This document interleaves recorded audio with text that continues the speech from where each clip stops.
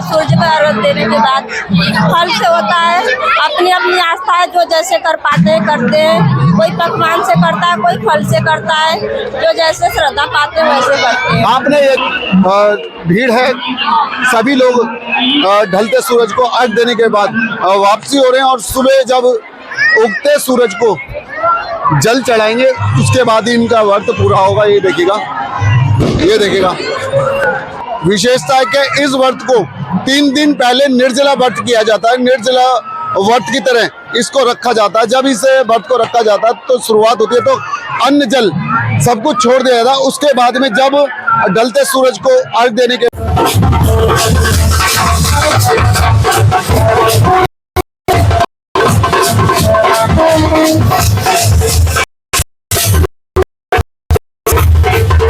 Hi guys, welcome to new vlog. Guys मैं स्वागत करता हूं मेरे यूट्यूब नए चैनल पे। तो गाइस आज हम आए हुए हैं यूपी में, जहां पर बहुत ही विशाल मेला लगा है छठ पूजा का। तो दिखाएंगे आपको छठ पूजा का पूरा किस तरीके का छठ पूजा में पूजा की जाती है और किस तरीके से खाने का पूरा सामान जो ये कारण छठ पूजा में लगाते हैं वो सब कुछ दिखाएंगे आपको और दिखाएंगे कितना बड़ा मेला है ये। तो हम चलते हैं आगे की तरफ और दिखाते हैं आपको छठ पूजा का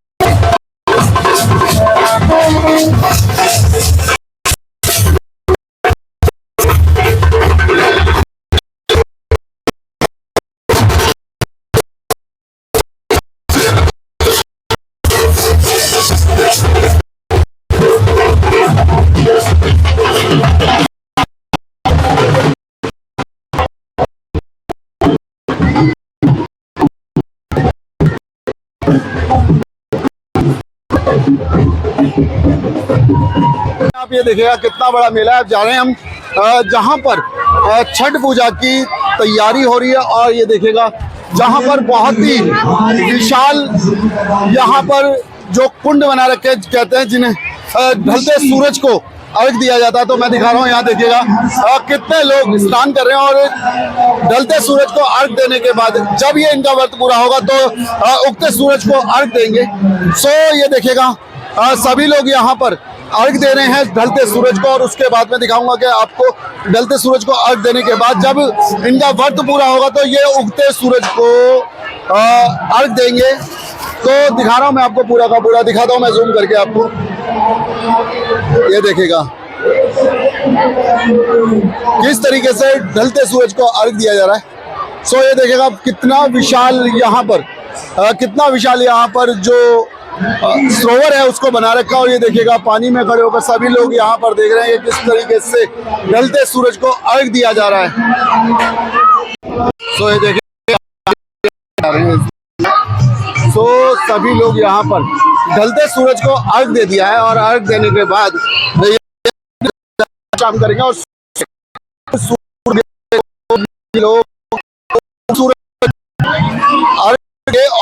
बाद ही इनका संपूर्ण रूप से पूरा होगा। तो ये देखिएगा मैं आ गया दूसरे घाट की तरफ। ये देखिएगा मैं आया दूसरे घाट की तरफ और दूसरे घाट पर भी वही भीड़ है।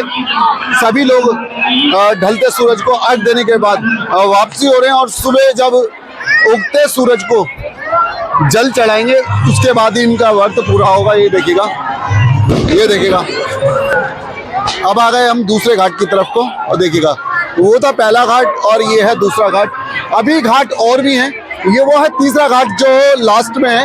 तो हम लोग हैं इस टाइम दूसरे घाट पे और सभी लोग यहाँ पर ढलते सूरज को अर्घ दे रहे हैं। अर्घ देने के बाद ये लोग व्रत पूरा करेंगे और देखिएगा काफ़ी तादाद में परिवार वाले बच्चे छोटे बड़े सभी लोग इस व्रत में शामिल होते हैं और इस व्रत की बहुत महत्वपूर्ण विशेषता है कि इस व्रत को 3 दिन पहले निर्जला व्रत किया जाता है। निर्जला व्रत की तरह इसको रखा जाता है। जब इस व्रत को रखा जाता है तो शुरुआत होती है तो अन्न जल सब कुछ छोड़ दिया जाता है। उसके बाद में जब ढलते सूरज को अर्घ देने के बाद उगते सूरज को अर्घ देते हैं तभी इस व्रत की पूर्ति होती है। तो ये देखिएगा कुछ लोग खड़े हैं सूरज को अर्घ देने के लिए। ये देखिएगा मैं दिखाता हूँ।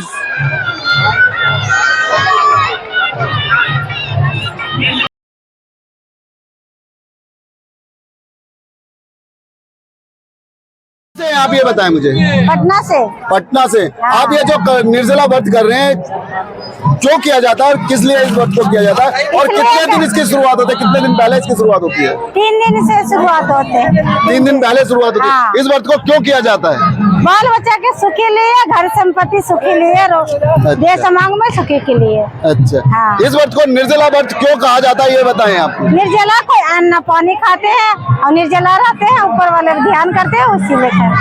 आप ये बताएं मुझे कि ये जो व्रत है, हाँ। आप कब शुरू करते हैं और इसकी जो पूर्णता है वो कब होती है? शुरू करते हैं नहा खाए के दिन, और चने के दाल और चावल वो खा के शुरू करते हैं। फिर दूसरे दिन खीर पूरी खा के शुरू करते हैं। तो मैंने आपसे पूछा कि इस व्रत के जो शुरुआत है वो कब होती है और इसकी जो खत्म जो ये मतलब पूरा व्रत होता है ये कब होता है?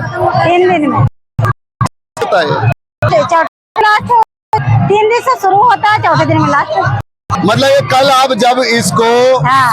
उगते सूरज को अर्घ दे लेंगे हाँ। तो इस व्रत की पूर्णता होगी। हाँ।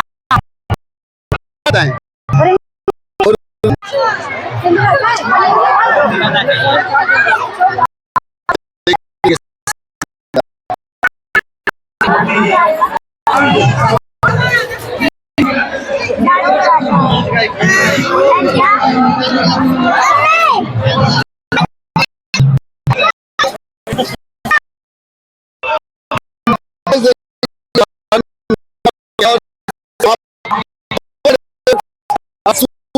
जल देते हैं, जब उगते हैं तो उसके आती है तो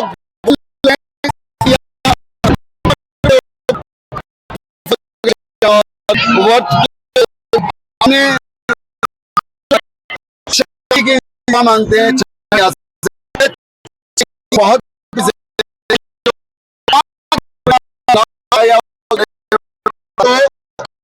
उसे कुछ ना कुछ तो प्रदान करते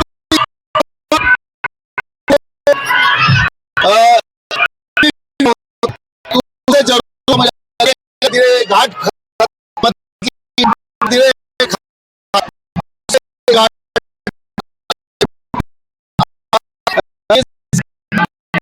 होगी तो ये देखिएगा सभी लोग यहाँ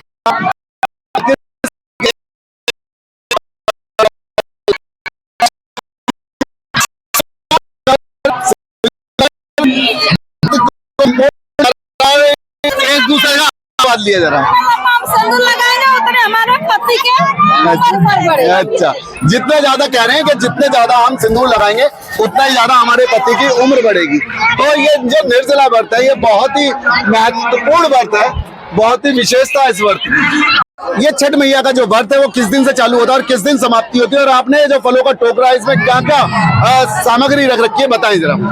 ये 3 दिन पहले शुरू होता है, 4 दिन का व्रत होता है, 3 दिन का चौथे दिन उद्यापन होता है इनका। सूर्य को अर्घ देने के बाद फल से होता है, अपनी अपनी आस्था है, जो जैसे कर पाते हैं करते हैं।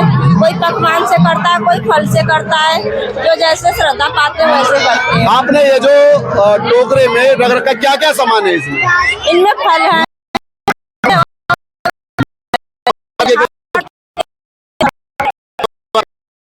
गुड़िया लिए आई हैं और अपनी मम्मी के साथ आई हैं। बेटा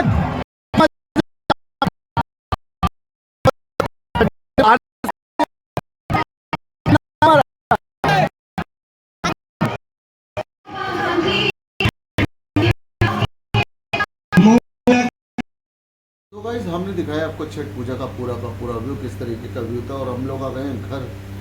छठ पूजा का जो व्रत होता है बड़ा ही महत्वपूर्ण व्रत होता है। इस व्रत को रखने में बहुत मेहनत लगती है।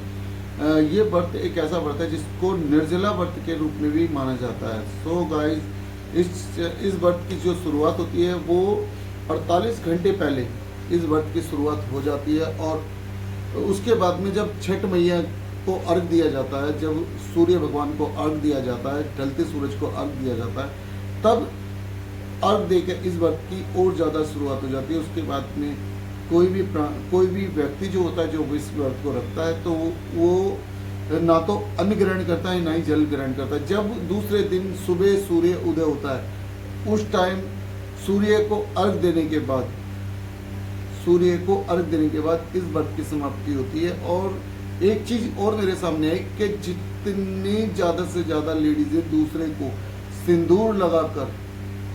सिंदूर लगाती हैं उतने ही उसके पति की जो आयु है वो बढ़ती है। तो गाइस, अगर आपको हमारा ये चैनल अच्छा लगा तो लाइक शेयर कमेंट्स करना ना भूलें और हमें बताएं कि ये चैनल आपको कैसा लगा। अगर आपको इस चैनल में जरा सा भी कुछ अच्छा लगा, थोड़ा सा भी कुछ अच्छा लगा, तो हमें कमेंट्स करके बताएं कि आपको इस चैनल में क्या अच्छा लगा। तो गाइस, चैनल को करते हैं यही ब्लॉग, मिलते हैं किसी और ब्लॉग में, तब तक के लिए जय छठ मैया, जय माता दी।